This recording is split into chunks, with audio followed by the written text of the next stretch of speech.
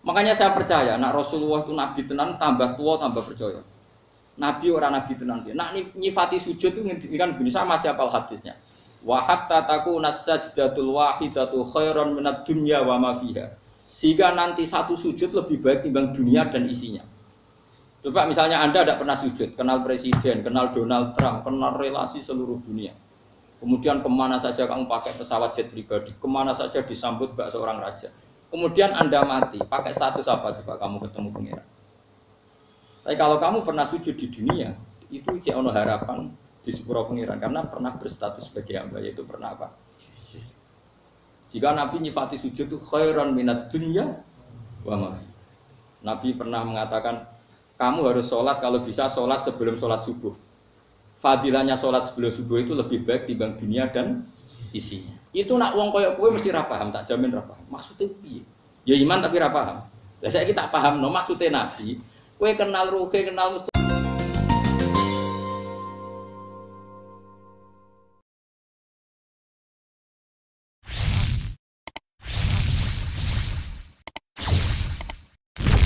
Saya ulang. Nah, status ini yang cara Allah penting, kenangan kita di dunia sujud.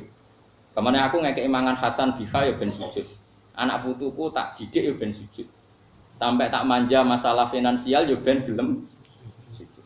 Bahkan kita makan supaya ben kuat. Kalau kita rentetannya begitu, maka kita berstatus sajid, orang yang orientasinya. Dan status ini yang penting. Sehingga nanti di akhirat itu dicek. Wa yat'auna ila sujudi fala yastati'un. Orang yang sujudnya tidak ikhlas nanti dicek. Ketika kita kenal presiden, kenal menteri, kenal kiai besar, sombong, bangga. Pas sujud biasa-biasa, nanti ditakar sama Allah. Bareng dipertontonkan, ternyata sujud itu penting, relasi-relasi itu enggak penting. Terus lagi muningin, Gusti, ternyata penting sujud ya, timbang kroni-kroni. Jadi pengiran, sekeliwat.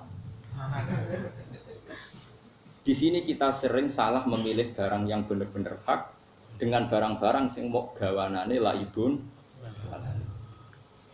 Lalu saya itu pernah, ini kisah nyata yang pada diri saya. Saya itu pernah kenal seorang profesor, dia akrab sama saya. Itu saya pulang, itu nyari kiai desa sehingga nggak ada yang peduli. Terus di hati saya, ya Allah, jika saya bangga karena kenal tokoh dunia, ini supaya jadi kafarah. Saya kenal gus-gus besar di Sarang, di Lirboyo, di mana-mana saya kenal gus-gus besar. Tapi saya juga kenal kiai-kiai cilik, termasuk Purbani Mustafa. Supaya saya tidak sombong, saya kenal gus-gus besar itu sombong, kenal gus-gus gede. Dan kalau itu iya, saya berdosa. Tapi nak kenal Mustafa Rukin kan nggak mungkin saya sombong. Nak kangelan nih, paham gitu. Terus dititipi anak, terus modelnya yang loh lah, pokoknya hasilnya. Lah itu insya Allah gajarannya gede. Ini penting tak ajarkan supaya kamu tahu mana sih yang jadi ridhani Allah. Kita ini sudah kesuwen kejebak untuk kepentingan dunia. Makanya saya percaya, nak Rasulullah itu nabi tenan, tambah tua tambah percaya. Nabi orang nabi tenan dia. Nak nyifati sujud itu ngendikan begini, sama siapa hadisnya. Wa hatta takuna sajdatul wahidatu khairan minad dunya wa ma fiha. Sehingga nanti satu sujud lebih baik timbang dunia dan isinya. Coba misalnya Anda tidak pernah sujud, kenal presiden, kenal Donald Trump, kenal relasi seluruh dunia. Kemudian kemana saja kamu pakai pesawat jet pribadi, kemana saja disambut bak seorang raja. Kemudian Anda mati, pakai status apa coba kamu ketemu pengiran? Tapi kalau kamu pernah sujud di dunia, itu cek ono harapan di sepuro pengiran karena pernah berstatus sebagai hamba, yaitu pernah apa? Jika Nabi nyifati sujud itu khairan minad dunya wa ma. Nabi pernah mengatakan, kamu harus sholat kalau bisa sholat sebelum sholat subuh. Fadilahnya sholat sebelum subuh itu lebih baik dibanding dunia dan isinya. Itu nak wong koyok kowe mesti ra paham, tak jamin ra paham. Maksudnya piye? Ya iman tapi ra paham. Lah saiki tak paham no maksudnya Nabi. Kowe kenal ruhe, kenal Mustafa ora ana gunane, tapi nak sujud iku ana gunane. Sampai ning akhirat ya iku sing luwih apik timbang dunya saiki. Ojo kok terus aku nak wis sholat sedurunge subuh terus duwe kapitalis. Tak kaya lah. Nah, kowe nak wis ngono iku matilah. Iku insyaallah mlebu swarga. Lane kan akan malaikat bacaan ayat iki. Kula nate ngaji malam piro malam kuwi. Ahad, Senin. Sayyidina Umar juga gitu karena beliau adalah sahabat dekatnya Rasulullah. Dia ya persis Kanjeng Nabi. Tentu ya dengan kualitas yang berbeda. Pertama Sayyidina Umar ditusuk, yang nusuk dia itu orang Majusi, Abu Lulu al-Majusi. Dia seorang budaknya Mughirah. Pokoknya orang Majusi, namanya Abu Lulu al-Majusi. Dengerin ini. Ini bukti nak Umar itu waline pangeran tenan. Ditusuk itu darahnya keluar. Dia yakin mati. Itu pertama yang ditanyakan unik. Siapa yang membunuh saya? Ghulamul Mughirah al-Majusi. Dia adalah budaknya Mughirah, dia orang Majusi. Langsung bilang apa Umar? Alhamdulillah. Alladzi ja'ala maniyati biyadi rajulin la yasjudu laka sajdah. Fatuhajuni biha yaumal qiyamah.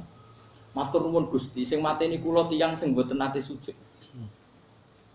Sing karena sujud itu dekne iso bantah kula teng akhirat.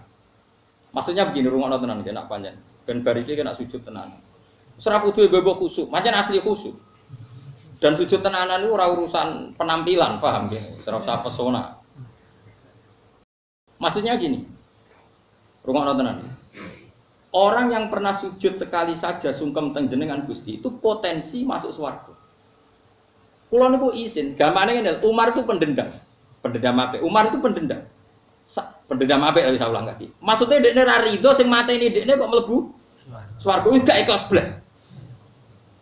Tapi nak wong niku nate sujud teng jenengan Gusti, kula nuntut iku izin. Piye-piye tau sujud teng jenengan karena saya tidak siap mendapat pertanyaan dari Abu Umar. Wong niku tau sujud aku kok ndakok neraka. Dia tidak siap dengan pertanyaan itu. Umar, wong iku tahu sujud sampai aku. Kok bokon aku mlebokno neraka piye wong tahu sujud sampai aku. Artinya dedame ora kasih nek ditakoki pangeran ngono ndekne ra siap. Padahal dekne kepengin sing mateni dekne mlebu. Makanya dia matur nuwun Gusti yang bunuh saya adalah orang yang enggak pernah sujud sehingga dia bisa beradu argumentasi dengan saya hanya karena pernah sujud. Paham tidak maksud?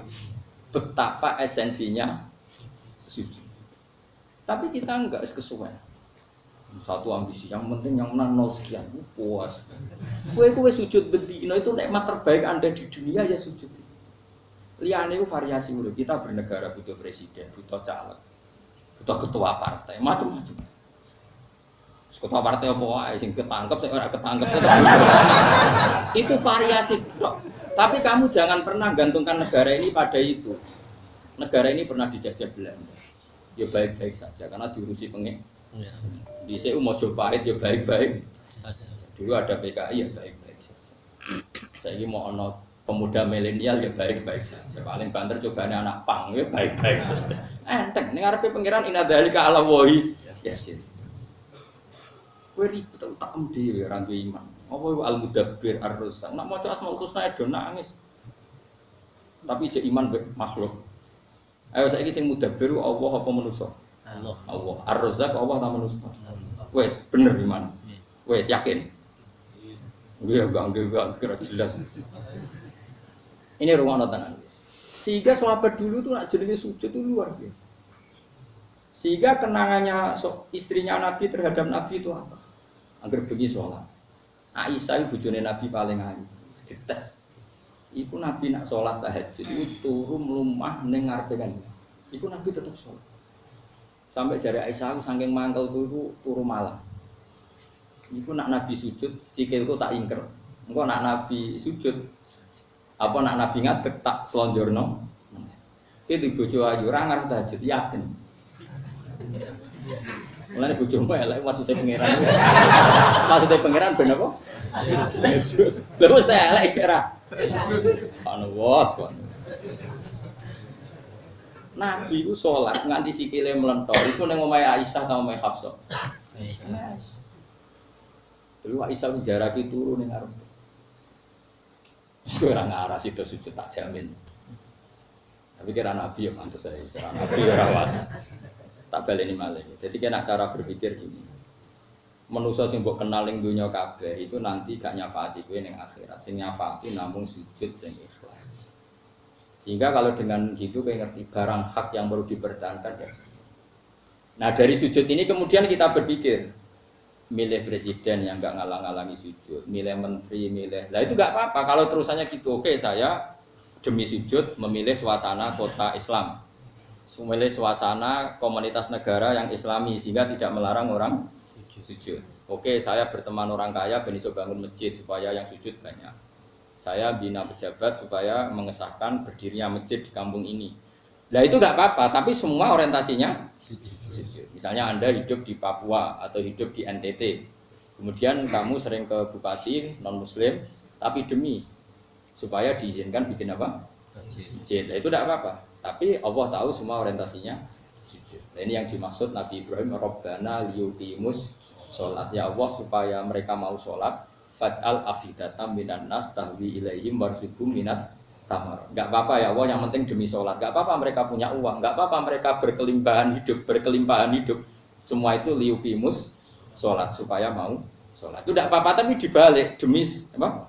Sujud. Mungkin saya ya kenal sama pejabat-pejabat, tapi dengan pejabat kenal kiai maka berorientasi ibadah. Setidaknya tidak melarang ibadah. Ya. Nah, kalau semua ini berarti lillah.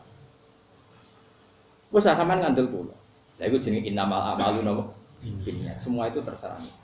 Nabi direwangi perang koyok ngono ya supaya sujud gak dilarang. Lah rumangsamu piye? Mane sampai Nabi itu mau Gusti, kalau pasukan ini kalah ndak akan lagi orang menyembah Engkau. Udungane ning Badar. Ora ning ndi.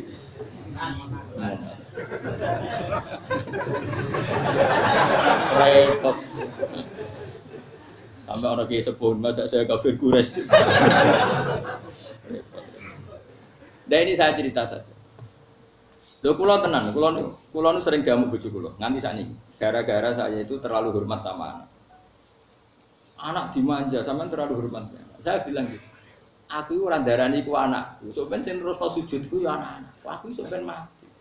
Jadi aku delok anak iki penerus sujudku, penerus rumang sama aku delok anak kayak wong-wong, sebenarnya aku wong rumah aku. Bangun aku PKI langsung.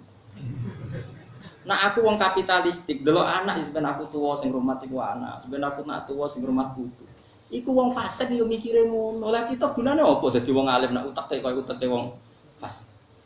Mestine delok anak iki sing terusno sujud, iki sing terusno kalimat tauhid, iki sing terusno tradisi mondokku.